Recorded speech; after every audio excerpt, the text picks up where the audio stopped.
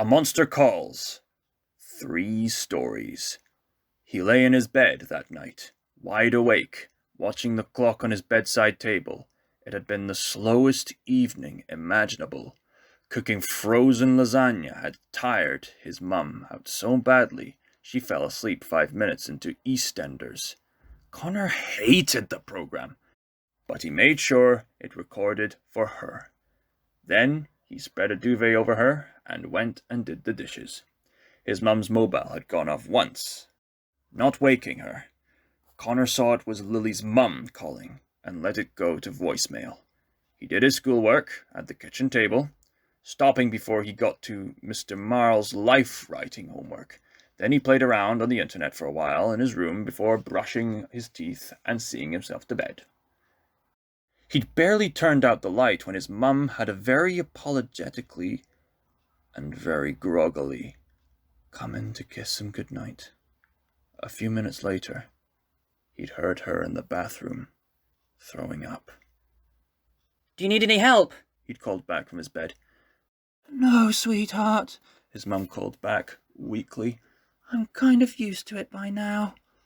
That was the thing. Connor was used to it, too. It was always the second and third days after the treatments that were the worst. Always the days when she was the most tired, when she threw up the most. It had almost become normal. After a while, the throwing up had stopped. He'd heard the bathroom light click off and her bedroom door shut. That was 2 hours ago. He'd lain awake since then, waiting. But for what? His bedside clock read 12:05. Then it read 12:06. He looked over to his bedroom window, shut tight, even though the night was still warm. His clock ticked over to 12:07. He got up, went over to the window, and looked out. The monster stood in his garden, looking right back at him.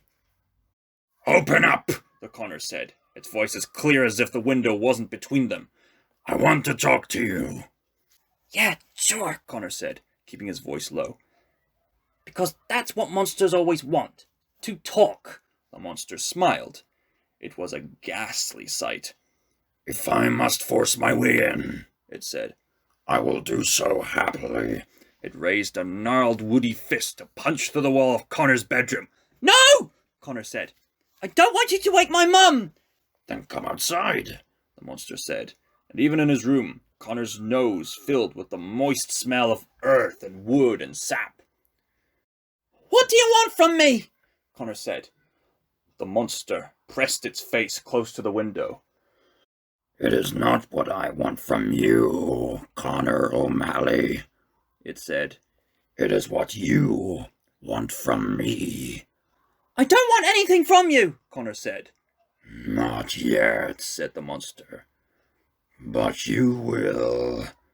"It's only a dream," Connor said to himself in the back garden, looking up at the monster silhouetted against the moon in the night sky. He folded his arms tightly against his body, not because it was cold, but because he couldn't actually believe he tiptoed down the stairs, unlocked the back door, and come outside. He still felt calm, which was weird. This nightmare, because it was surely a nightmare, of course it was, so different from the other nightmare. No terror, no panic, no darkness, for one thing. And yet, here was a monster, clear as the clearest night, towering 10 or 15 meters above him, breathing heavily in the night air. "It's only a dream," he said again. "But what is a dream, Connor O'Malley?" the monster said, bending down so its face was close to Connor's. "Who is to say that it is not everything else that is the dream?" Every time the monster moved, Connor could hear the creak of wood groaning and yawning in the monster's huge body. He could see, too, the power in the monster's arms, great wiry ropes of branches, constantly twisting and shifting together in what must have been tree muscle, connected to a massive trunk of a chest, topped by a head and teeth that could chomp him down in one bite. What are you? Connor asked, pulling his arms closer around himself. I am not a what, frowned the monster. I am a who. Who are you then? Connor said. The monster's eyes widened. Who am I? It said, its voice getting louder. Who am I? The monster seemed to grow before Connor's eyes, getting taller and broader. A sudden hard wind swirled around them, and the monster spread its arms out wide, so wide they seemed to reach to opposite horizons, so wide they seemed big enough to encompass the world. I have had as many names as there are years to time itself, roared the monster. I am Herney the Hunter. I am Carnunnos. I am the Eternal Green Man. A great arm swung down and snatched Connor up in it, lifting him high in the air, the wind whirling around them, making the monster's leafy skin wave angrily. Who am I? The monster repeated, still roaring. I am the spine that the mountains hang upon. I am the tears that the rivers cry. I am the lungs that breathe the wind. I am the wolf that kills the stag, the hawk that kills the mouse, the spider that kills the fly. I am the stag, the mouse, and the fly that are eaten. I am the snake of the world devouring its tail. I am everything untamed and untamable! It brought Connor up close to its eye. I am this wild earth, come for you, Connor O'Malley.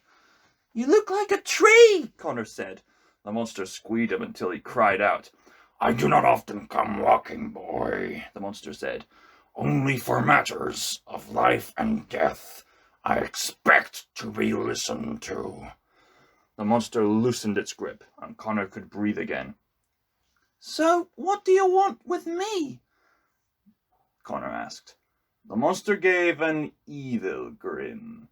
The wind died down and a quiet fell.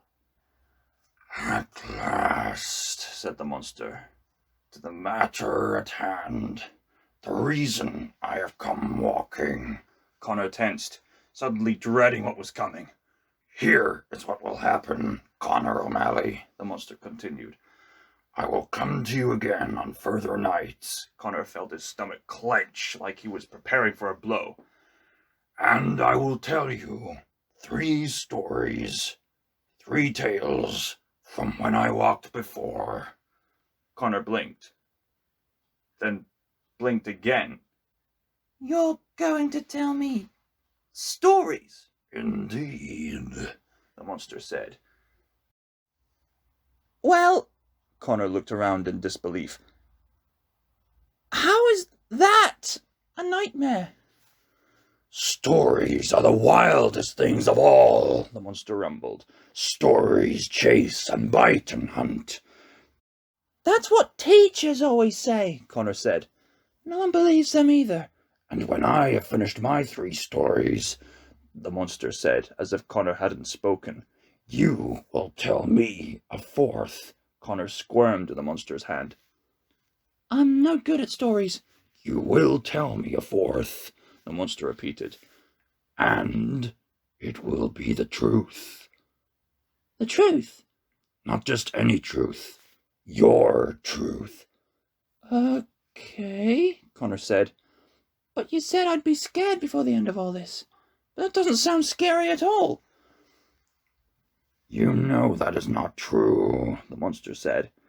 You know that your truth, the one that you hide, Connor O'Malley, is the thing you are most afraid of. Connor stopped squirming. It couldn't mean... There was no way it could mean... There was no way it could know that! No, he was never going to say what happened in the real nightmare. Never in a million years! You will tell it, the monster said. For this is why you called me. Connor grew even more confused. Called you? I didn't call you. You will tell me the 4th tale. You will tell me the truth. And what if I don't? Connor said. The monster gave the evil grin again. Then I will eat you alive. And its mouth opened impossibly wide, wide enough to eat the whole world, wide enough to make Connor disappear forever. He sat up in bed with a shout. His bed. He was back in his bed. Of course, it was a dream. Of course it was. Again. He sighed angrily and rubbed his eyes with the heels of his hands. How was he ever going to get any rest if his dreams were going to be this tiring? He'd get himself a drink of water. He thought as he threw back the covers, he'd get up and he'd start this night over again, forgetting all this stupid dream business. That made no sense whatsoever. Something squished under his foot. He pitched on his lamp. His floor was covered in poisonous red yew tree berries, which had all somehow come in through a closed and locked window.